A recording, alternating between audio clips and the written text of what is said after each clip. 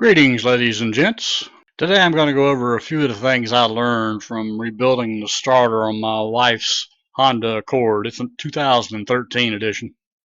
A complete new starter can run less than $90. A rebuilt one can run less than $70, and a brush kit runs around $12 to $15. So you get to make the decision: do you want a brand new warranty, or you want to save a little money rebuilding the one you got?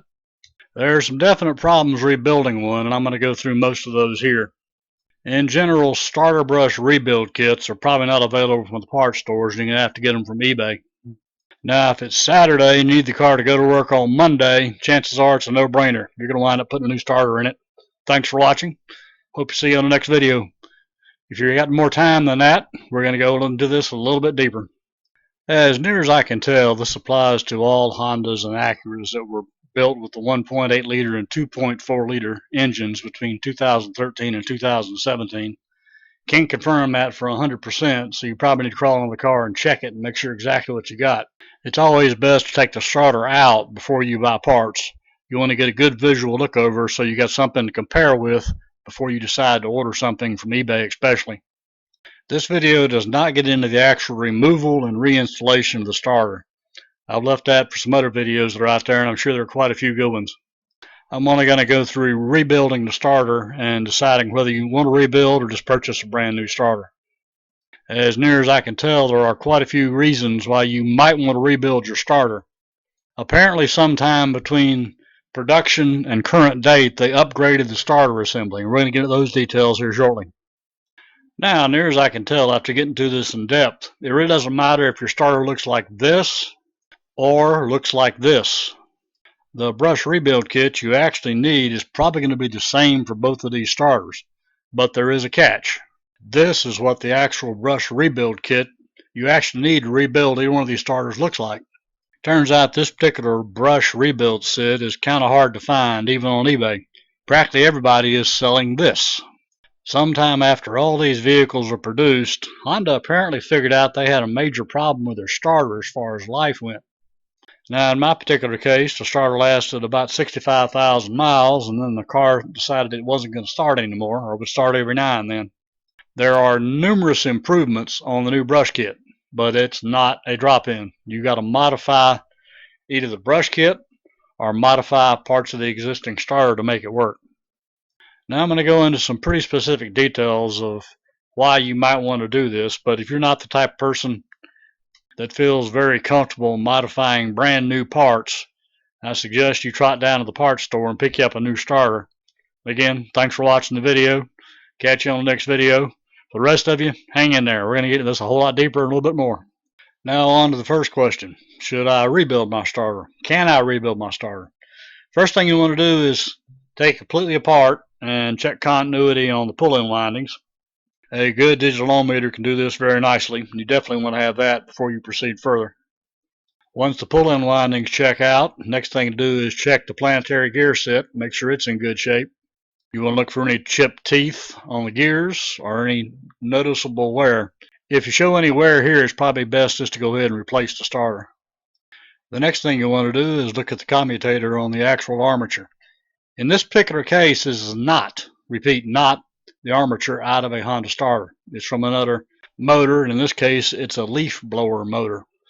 I borrowed this from my other video that I'll be producing shortly on my Sunjo leaf shredder. Now, if yours is burned up anywhere near as bad as this one is, you're done. Go ahead and buy you another starter. Now, even though, as you see, this one cleaned up rather nicely, the surface is very uneven and you get very much accelerated brush wear. Since I already had the brushes and all I need to do is clean up this armature to make my Sunjo work, I decided to go ahead and salvage this one and proceed. I would definitely not do it with a car. Now the next step is to thoroughly check the armature and make sure you haven't got any open windings, or look at it closely and see if anything is burned. In order to do that, as you see here, I'm just starting out holding one ohmmeter lead to one particular pad and then working my way around the armature to make sure that everything is continuous from pad to pad. All of them should have approximately the same resistance, and they all should have some resistance. If any of them are open, new starter time. Now I'm going to get into a whole bunch of specifics about how this one is different. It's not a direct drop-in. First thing I'm going to do is remove the boot so we can see the inside of the brush set more clearly. Problem number one, the location tabs where I've got my thumb here are different. This is the new brush set. I don't have an old brush set to show you because it's in the car, at least in part, and we're going to get to that shortly. This isn't a total deal killer. You probably could go ahead and take a Dremel tool, make some modifications here, and make it work. The hard part is what comes next. The top on this redesigned brush kit is different. It will not accept the 90-degree adapter if you have that on your starter. That means some pretty serious Dremel tool work just to get this one to work if you have the 90-degree adapter. Now, with the exception of the copper disc and the upper 90-degree copper contact point, this is a new brush kit. The motor brush that I'm pointing at here is a brand new motor brush. In this shot, I've removed the pull-in plunger as well as the disc for a clearer shot of the actual copper mating points. Now, when you get the actual brush replacement kit, you get the main body and the parts you see here. All these have to be installed into the main body. In this particular case, all these parts came from the old brush set. This is the old retainer, and I pretty well destroyed it because I decided I wanted to use the old plunger. Now let's take a look at the actuator that actually pulls in the starter and allows it to actually engage the flywheel. This particular unit is actually the old actuator. It actually is a little bit longer between my two fingers here, probably about 2 or 3 millimeters. I actually wound up using the new one because it cut down the travel distance that the starter had to engage when pulled in. After the initial disassembly, I pretty well figured out that this was the cause of the starter not working. The travel got too long as the upper copper piece wore in.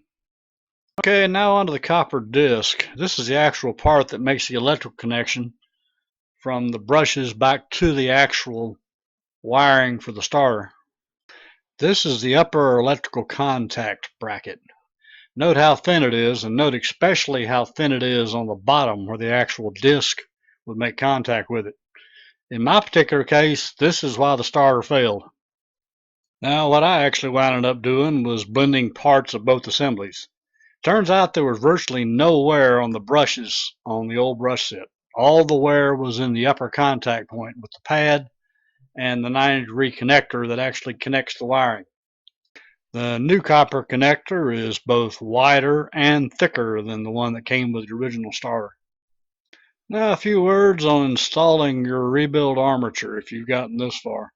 You want to go ahead and take out the springs for the brushes. Slide your new brush set over the armature vertically. You want the brush set up. Now flip the armature over, put the brush set on the down side. Without the springs, it should be pretty easy to retract the brushes and get them to go over the armature. You'll want to reinstall the springs. Make sure you push them all the way down after you've got the brush set over the armature before you turn it upside down. Now you want to use a fairly long piece of PVC to hold the armature down as you slide the magnet back over top of the armature. If you don't do this, when you put the magnet on, the armature is going to jump out of the brushes, and you're going to have to do it all over again. Now the ground plate for the new brush set is identical to the old one. So no reason you couldn't hang on to that just in case you needed it in the future. But here's what you wind up just throwing away from the brand new brush set and keeping the old housing, the old brushes, and making a rebuilt starter using new and better parts. Hope you liked the video. If you did, be sure you check back often. I've got a lot more stuff coming. Take care, y'all. Have a great day.